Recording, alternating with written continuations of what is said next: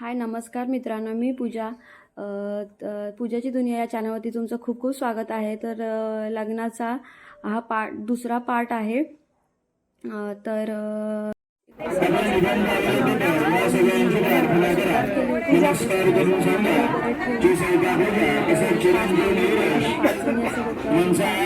पाणी वगैरे घालतात. तुमच्याकडे काय करतात ते नक्की मला कमेंट करून सांगा.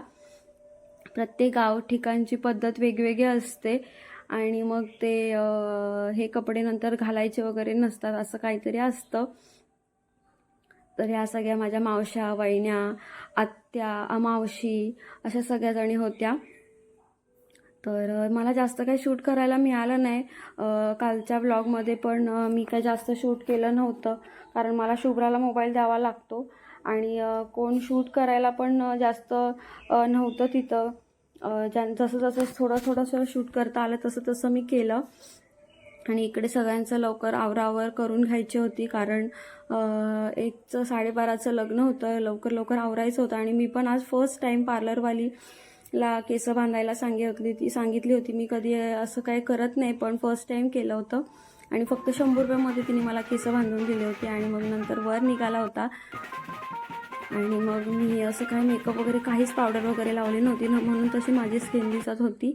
आणि इकडे येऊन आम्ही पोचलो होतो पेजारीला. मग पप्पांचं असं फोटोशूट केलं जरा आणि सगळ्यांचं थोडंसं इकडून वर निघाला होता त्यांच्या नाक्यावरून, ते थोडंसं शूट करून घेतलं. आणि बाकी लग्न लागताना वगैरे मला काही शूट करायला मिळालंच नाही कारण इतकी गरमीमुळे जिजाची खूप चिडचिड होत होती, त्याच्यामुळे मी तिला मोबाईल दिला होता. मग इकडे येऊन वर थांबला होता जे रुकवत वगैरे आणतात त्याच्यासाठी. आणि इकडे त्यांचं फोटोशूट चालू होतं आणि इकडे सगळी माणसं वेट करत होती की लग्न लागायची. तर त्याच्यानंतर मग आम्ही नवरीची ओटी भरायला वगैरे गेलो. तिथे थोडंसं बसलो आणि मग नवरी आली. ही आमची नवरी. तर तुम्ही बघू शकता किती छान असं मेकअप वगैरे लुक केला होता तिने, छान असं. आणि ती आल्यानंतर मग ओटी वगैरे भरायला सुरुवात केली. आमची नवरीबाई खूपच छान दिसत होती, एकदम फ्लॉलेस मेकअप केला होता तिचा. तर मग ओटी वगैरे भरली.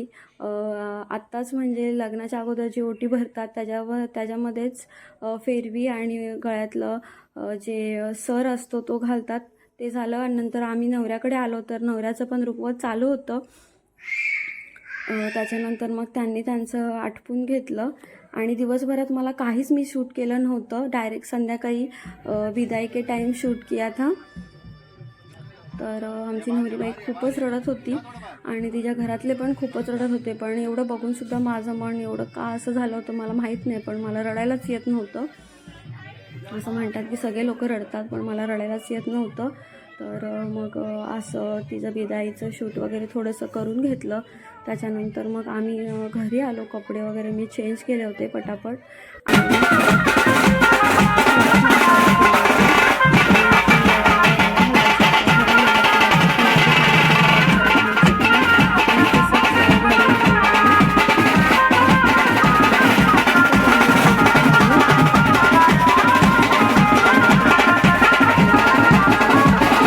तयारी करायची होती, त्याचं मग थोडंसं डेकोरेशन वगैरे करून घेतलं. इकडे गुड्डी, मी आणि सेजल होती. तर सेजलला पण आम्ही थांबवून ठेवलं होतं कारण रोजच आम्ही सेजलला थांबवून ठेवतो. हे रात्री आम्ही 2:30 वाजता डेकोरेशन करत होतो, 2:30-2ला असं छान असं डेकोरेशन वगैरे करून घेतलं. तुम्ही बघू शकता की नक्की मला कमेंट करून सांगा की कसं वाटतं हे. एवढं काय करायला वेळ नव्हता, साधं सोपं थोडंसं आणि फर्स्ट टाईम केलं होतं असं काहीतरी, पण छान झालं होतं, सगळ्यांना आवडलं होतं. थोडंसं नाव एका कोपऱ्यातच गेलं होतं, आपल्याला या गोष्टीचा काय एक्सपिरियन्स नाही आहे त्याच्यामुळे. त्याच्यानंतर मग त्यांना आम्ही दारातच थोडंसं अडवलं होतं पैसे मागण्यासाठी. मग ते पैशांचं आमचं काम करून घेतलं आणि मग तिला आत घेतलं. मग तिथे परत तिने बॅनर ओपन केला छान असा, तुम्ही बघालच किती छान वाटतंय. आणि तिच्याकडूनच हा फोटोग्राफर किंवा कॅमेरामॅन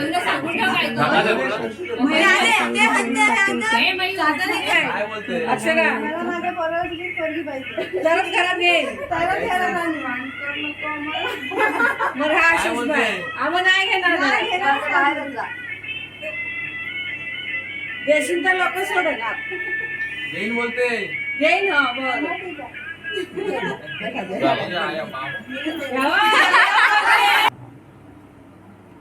5 वर्षापूर्वी आली होती मी याच दारात. 5 वर्षापूर्वी आली होती मी याच दारात. दारात होते केशव बाबा. आज त्यांची जागा त्यांच्या जागी उभं राहायला कोणीच नाही. त्यांच्यावर आणि माझ्यावर टाकायचे ते खूप जीव. मयुरेशराव वचन देते तुम्हाला, आजपासून कधीच कमी भासू देणार नाही त्यांची उणीव. आज पुन्हा मी त्याच दारी आले. आज पुन्हा मी त्याच दारी आले. सून म्हणून समजून घ्याल ना सगळे मला. नक्की घेणार.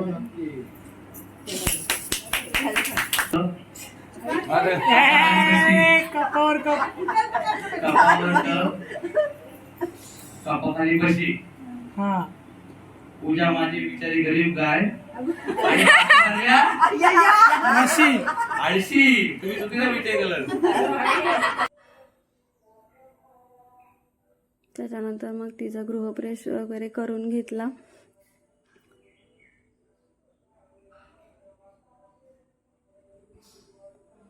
त्याच्यानंतर मग ते कुंकवाच्या पाण्यामध्ये वगैरे तिने पाय ठेवून त्याच्या रुमालावर ठसे वगैरे उमटवले. छान असा रुमाल पण त्यांनी अगोदरच रेडी करून आणला होता. घरची लक्ष्मी वगैरे असं छान असं. त्याच्यानंतर मग त्यांचं ज्या बाकीच्या रिच्युअल्स होत्या त्या त्यांनी पूर्ण केल्या. मग आम्ही परत सेजलला सोडायला निघालो आणि सोडायला निघालो परत तिला. आणि रोजचंच रुटीन झालं ते आमचं 3 दिवस तरी. आणि मग सकाळ मी जायला निघालो. ताईच्या रिक्षामध्ये मी बाकीचं काही शूट नाही केलं आणि मी काय बोलत होतो ते आवाज काय कॅप्चर झाला नव्हता, म्हणून मग परत मी असं व्हॉइस ओव्हर केलं. तर भेटूया पुढल्या ब्लॉगमध्ये. चॅनलला सबस्क्राईब करा, लाईक करा आणि तुमच्या सगळ्यांचं खूप खूप प्रेम द्या. तर असंच माझ्या व्हिडिओला प्रेम देत राहा आणि त्याची खूप गरज आहे. तर आम्ही निघालो होतो जायला. मला काहीच व्हिडिओ वगैरे करता नाही आला कारण माझा चेहरा बघू शकता तुम्ही, जरा खूप झोपच येते कारण झोप अजिबात झाली नव्हती. घरी कधी जाते आंघोळ वगैरे करून कधी झोपते असं झालं होतं.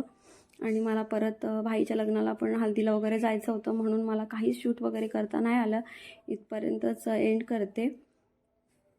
तुम्ही बघू शकता चेहऱ्यावर किती झोप आहे आणि थकलेली वाटते. आणि जिजाची वगैरे आंघोळ नव्हती झाली, घरी जाऊनच सगळं करायचं ठरवलेलं. तर भेटूया पुढल्या ब्लॉगमध्ये. बाय.